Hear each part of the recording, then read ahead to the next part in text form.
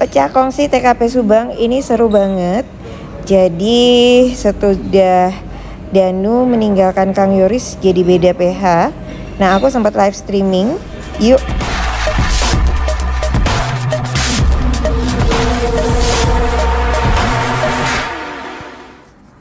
Udah oke ya? Cek suara cek.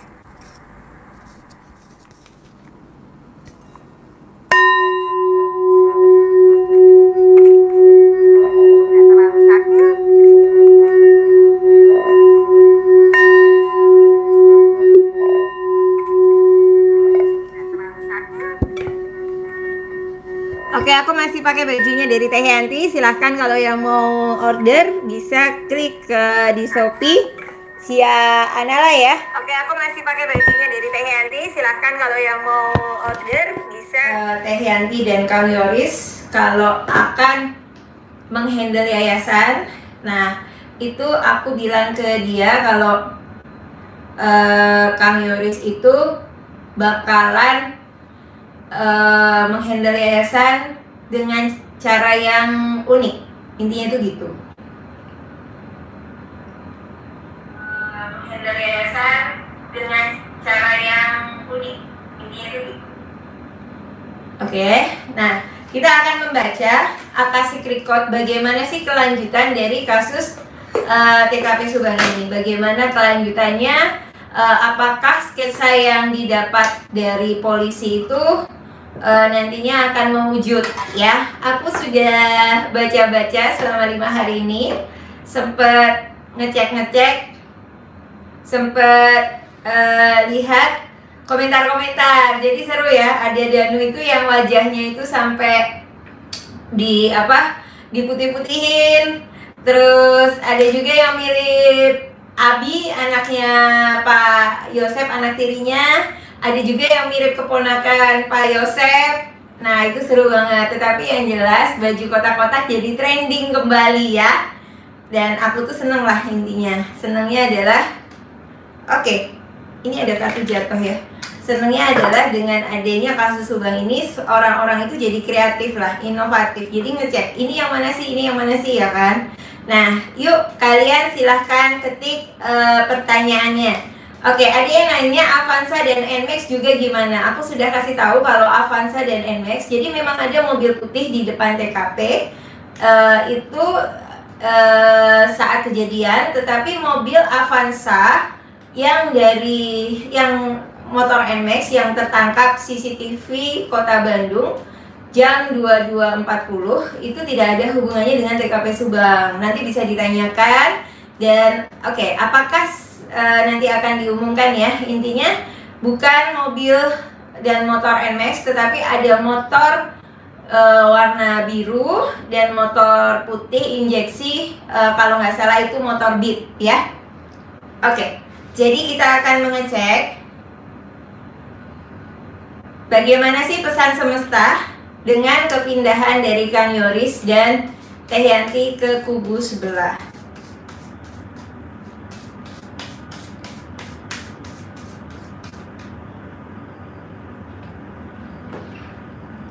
Jadi kita sudah mengenal ya yang namanya The Tower sama Dark Angel.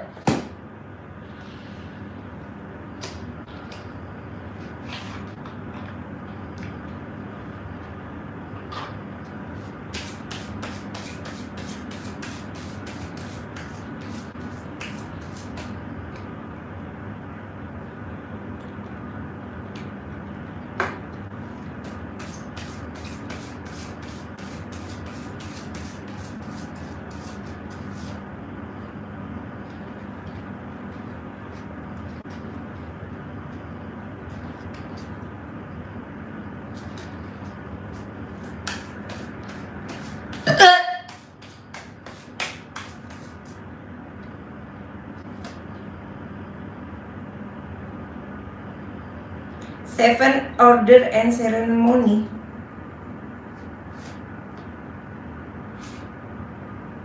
Oke, kalau ini mungkin kartunya kurang cocok ya. Tapi aku coba lagi satu kali lagi deh.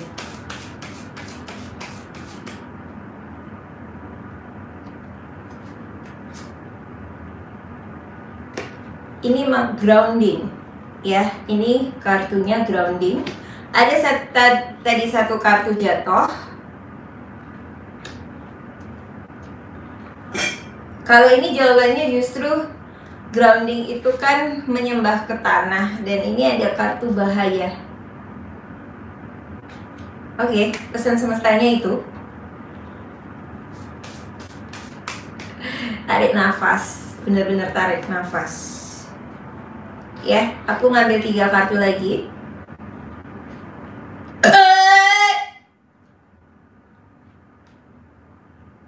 Jadi di sini dengan kepindahan karma. Jadi sebenarnya kepindahan Kang Yoris ke kubunya Pak Yosep tanpa bilang-bilang itu ada sutradaranya. Jadi kalau bahasa aku jalan TKP Jalan Cagak Subang ini sebenarnya memasuki episode perpanjangan. Blunder yang diciptakan oleh Pak Kades berhasil ya. Tetapi kembali lagi, you play drama, you will get karma. Seperti aku bilang, awalnya mendapatkan pengacara itu Kang Heri Susanto sendiri tidak koordinasi, tidak ngomong dulu sama Rara, tidak ngomong dulu sama Pak Kades, diam-diam dan akhirnya dibales.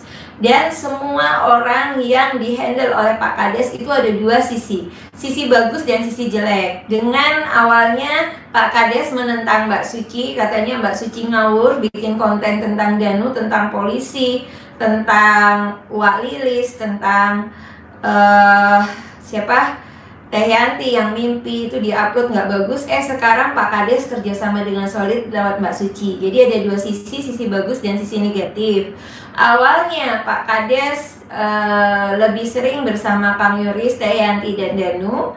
Tiba-tiba sesudah Kang Yoris dan Teh Yanti dapat pengacara, Pak Kades bikin konten dengan Pak Rohman. Pak Rohman menyampaikan Danu harus segera dijadikan tersangka pasal 221. Kita tahu sendiri kalau ternyata itu blunder.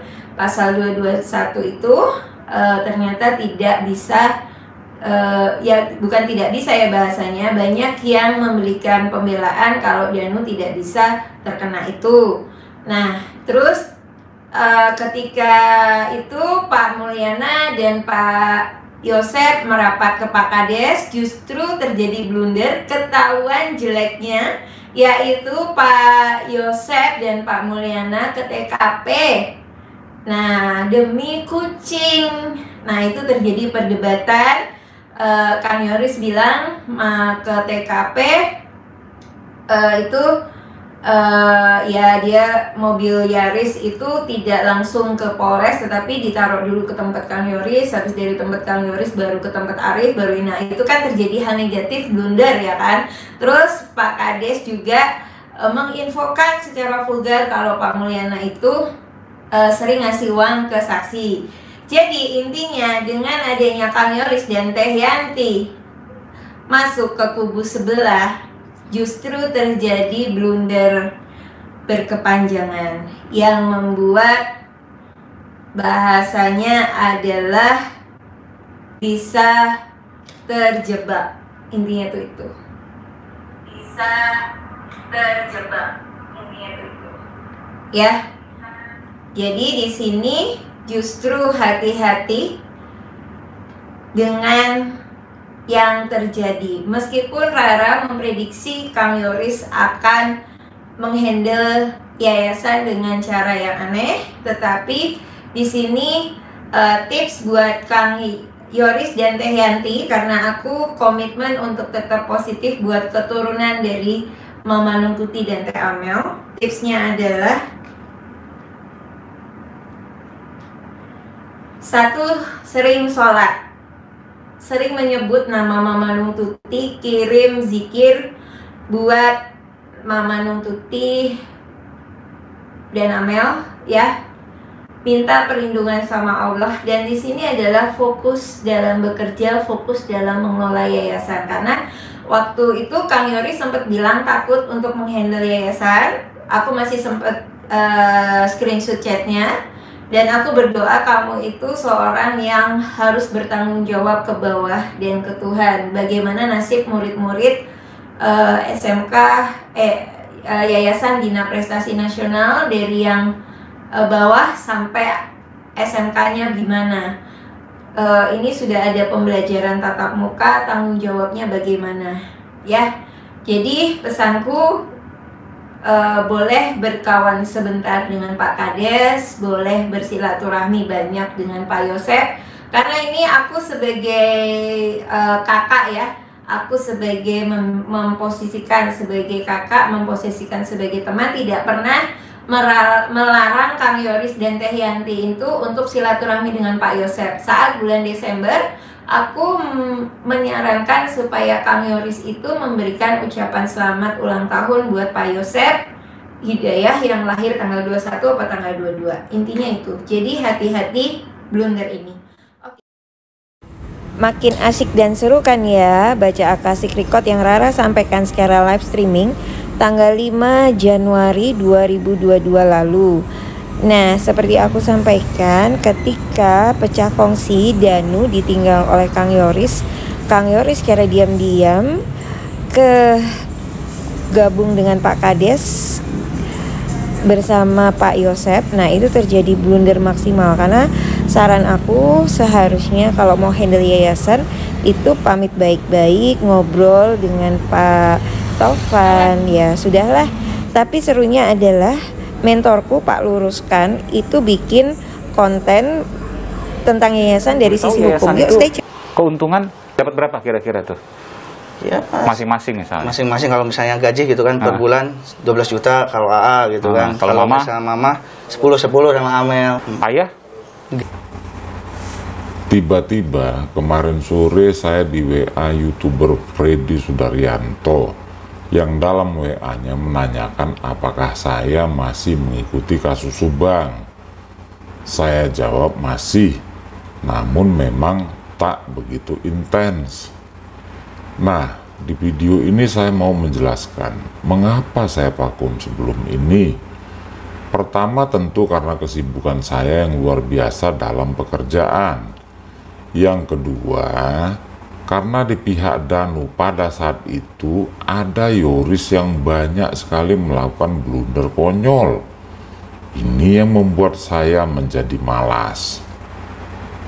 Dalam WA dengan Bang Freddy pun saya beri masukan mengenai yayasan, di mana Yoris mengaku mendapat gaji 12 juta rupiah per bulan.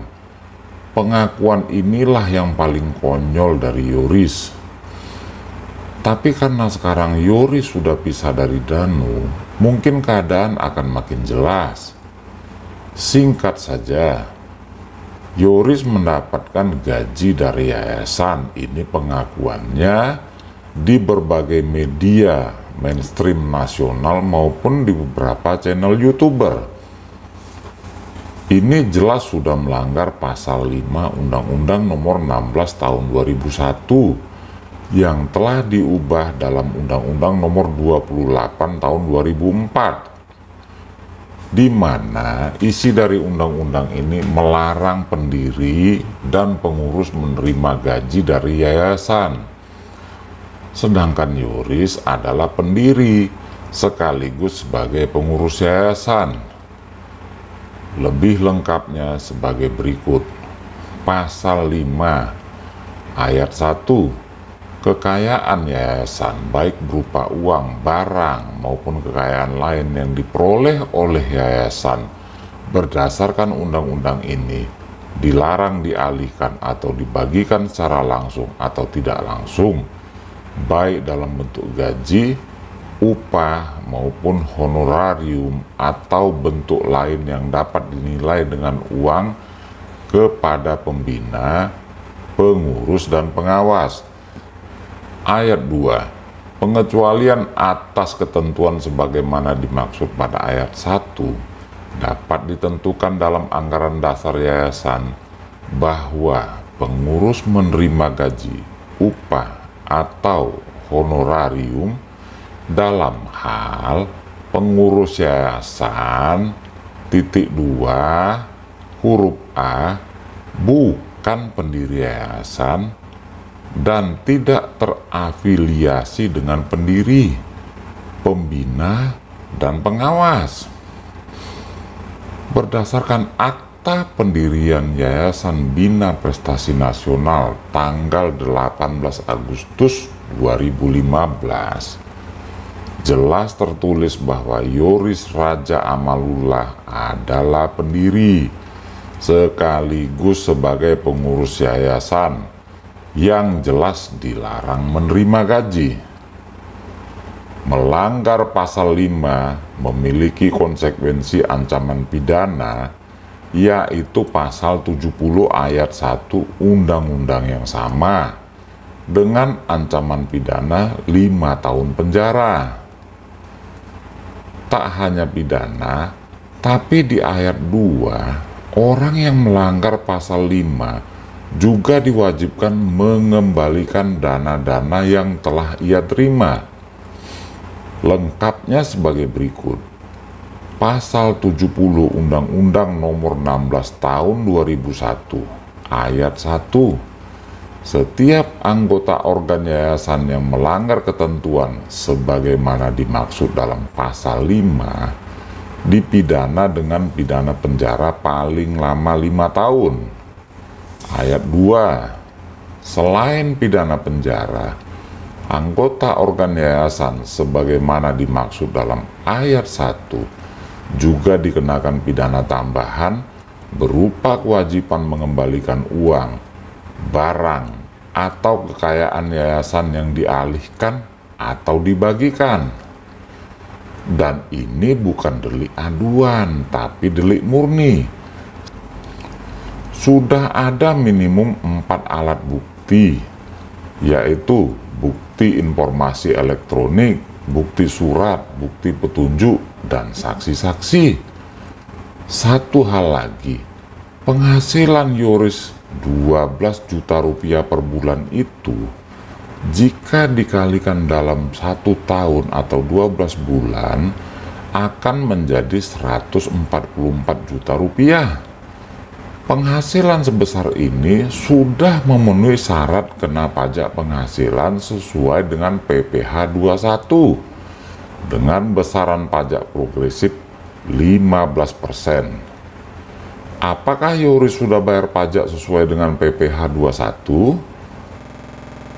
Bahwa pengurus yayasan tidak boleh mendapat gaji dan yayasan adalah lembaga yang bersifat nirlaba, bukan badan usaha.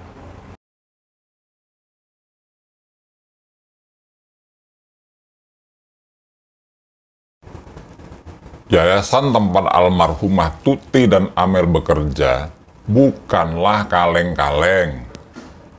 Yayasan yang telah disahkan oleh Ditjen AHU pada tanggal 18 Agustus 2015 ini didirikan oleh 7 orang.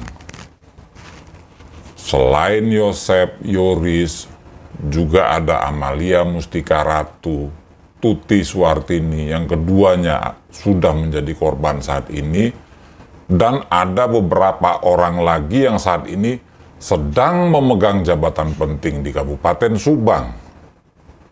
Tuti Suwartini dan Amalia Mustika Ratu dibunuh tanggal 18 Agustus 2021. Nah, itu tadi suara Pak luruskan, kalau ini suaranya Rara. Rara pernah tanya ke Kang Yoris tentang akta notaris pendaftaran yayasan. Itu ternyata terdaftar atas 7 orang, yaitu Yosep, Yoris, Amel, Mama Nung Tuti atau Ujang Sutrisna dan Iwan Rudianto. Ujang Sutrisna adalah Sekwan DPR Subang. Yuk dengarkan kembali suara Pak luruskan. Yayasan ini beralamat di Kampung Ciseti, RW 03, RW 18. Dan pembinanya adalah Yosep Hidayah. Jabatan pembina memegang kekuasaan tertinggi di yayasan. Jadi yayasan ini bukan kaleng-kaleng karena dipegang oleh orang-orang penting yang sangat berpengaruh di Kabupaten Subang. Selesaikan kasus Subang, Press in Love Amel dan Mama Nung Tuti. Selesaikan kasus Subang, RIP Amel dan Mama Nung Tuti. Keadilan ditegakkan.